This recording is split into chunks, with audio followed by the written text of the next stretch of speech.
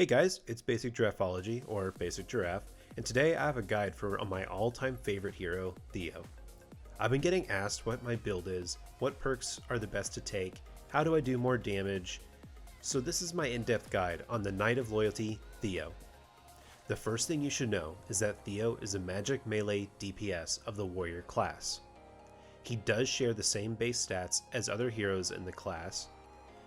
Our stats we care about are attack speed, crit, HP, or, optionally, mana per attack. This is going to be important for our builds later.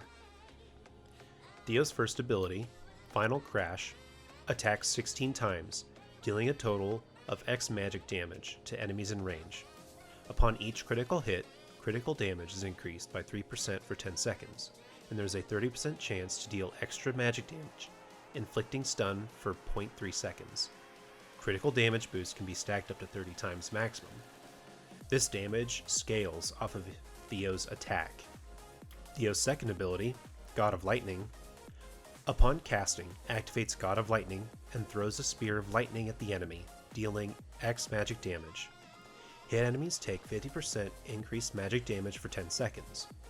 While in God of Lightning state, cannot recover mana for 10 seconds, but activation chance for Jane is increased by 40%, and attack is increased by a scaling amount of your base attack. This ability is going to be your bread and butter. Mainly, you'll want to activate your S2 whenever you can, so you can deal extra damage, increasing the amount of damage that the enemy takes, and increasing the amount of damage that Theo is going to deal, buffing up his 4 Jane passive. Theo's third ability, Lightning Explosion, jumps and strikes, thrusting the spear to the ground and hitting target enemy and enemies in range 5 times, dealing a total of X magic damage and inflicting stun for 3 seconds. Theo's fourth ability, for Jane, for each auto attack, has a 20% chance of dealing X magic damage and inflicting stun for 0.7 seconds. Just like the rest of Theo's kit, this also scales off of attack, so having a high attack on Theo means even greater damage. For the first 2 Transcendence tiers, Theo has the same perks as other warriors. From these, I would say pick up the Attack Up, the Monster Hunting, and Blood Wrath. When we reach his Transcendence 3 perks, there are only 2 perks that I would highly recommend. The first is the S2 Dark perk that reads, damage taken while in Lightning God state is increased by 30%, but attack increase rate is increased by 100%. This significantly increases the amount of damage that our Theo will deal, and as long as your healers can keep up, the increase in damage received will be nothing. Only take this perk if you feel like your healers can handle it. The second skill I would pick up is his S4 Light perk. Damage is increased by 40%. This just makes our passive damage skyrocket, and since you should be building attack speed and attack, the damage scaling for 4 Jane should be immense. In the Transcendence 5 tier, you can pick up the T5 Light for bonus crit and attack, but the T5 Dark perk is where it is at. When God of Lightning is activated, recovers half mana instead. When mana is full, attack is increased by 50% for 10 seconds. This effect only activates once every 20 seconds. Aside from the completely useless second half of the perk, Theo now has access to mana when he S2s, even if only half the amount. Theo's unique weapon, Lightning Bolt Legios, has the ability, each auto attack and skill attack stacks lightning on self. Upon the 5th stack, Lightning Bolt Legios activates, and for 10 seconds, attack speed is increased by 300, crit damage is increased by 100%, and penetration is increased by 300. While Lightning Bolt Legios is activated, lightning will not stack. This effect cannot be dispelled. So, every time you use your S1, you get a free 16 stacks of lightning. Every time you use your S3, you get a free 5 stacks of lightning. Every time you auto attack, you get a stack of lightning. This ability scales so well with the rest of his kit. Reaching 50 stacks, no problem. Not only are the base stats on the unique weapon solid, but when you reach 5 stars, the attack speed is now 750, the crit damage is now 250%, and penetration is an astonishing 750. And not only that, this effect is unable to be dispelled. In PvP, that is huge.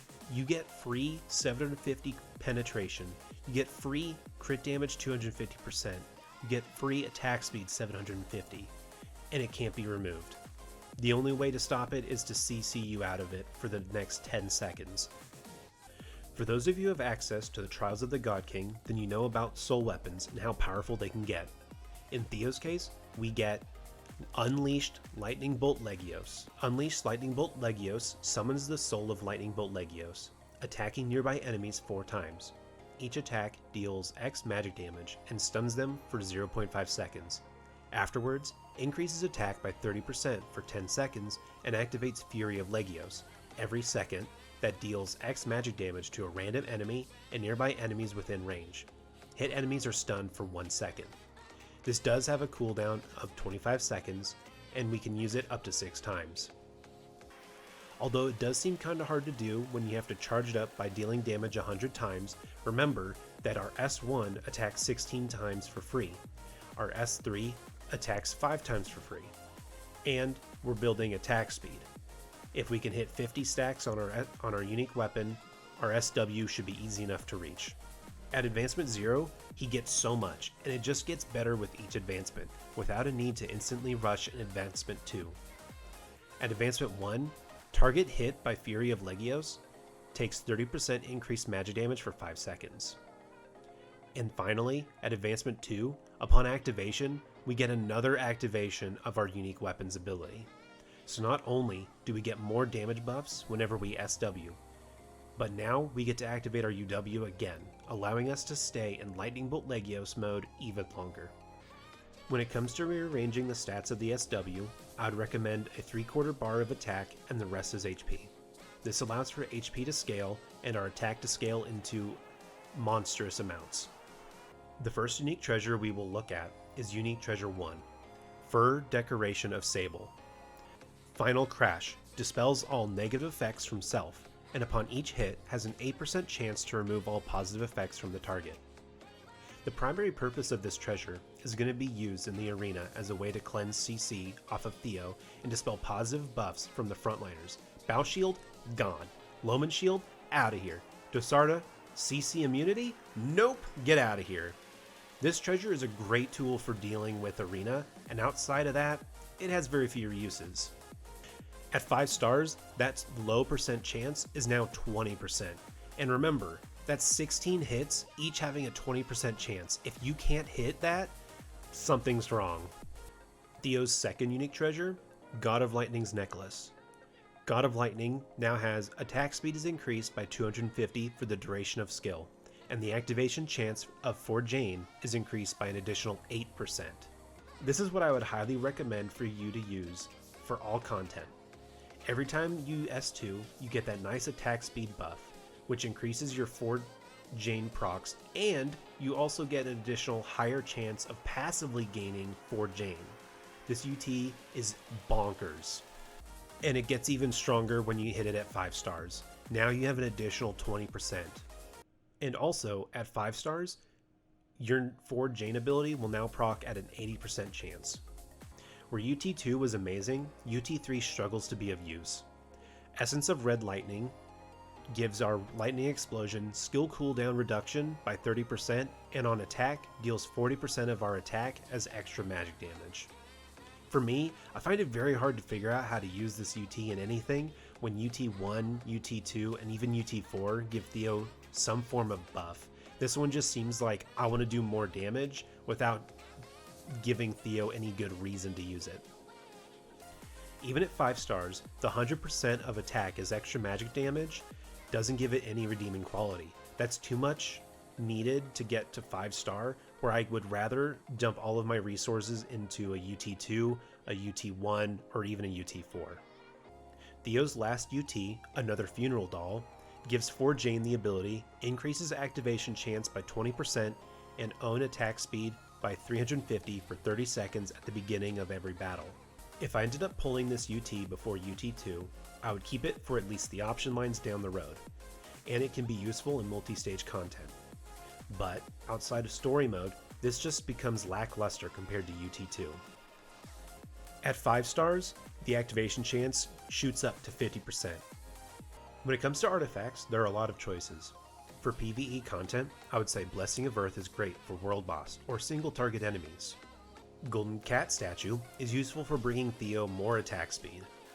And Book of the Mad is the best artifact even if that mana drain effect seems scary. When it comes to event artifacts, the Otherworldly Sword from Shockmei is unbeatable. Just be aware that the sword does consume health every second and disables your lifesteal. The damage buff that you get is incredible, and as long as you have healers that can keep up with that level of HP removal and the damage that is going to be received, go for it. And lastly, the Angry Pumpkinhead is a solid option. Now that we have gotten a look at the unique gear, soul weapons, and artifacts that Theo has access to, here's what my Theo looks like when I use him in PvE content. As you can see, I strove to reach 100% crit, about 1500 attack speed, and then filled the rest of the gear with as much attack as I could, adding in a few lines of HP and mana per attack.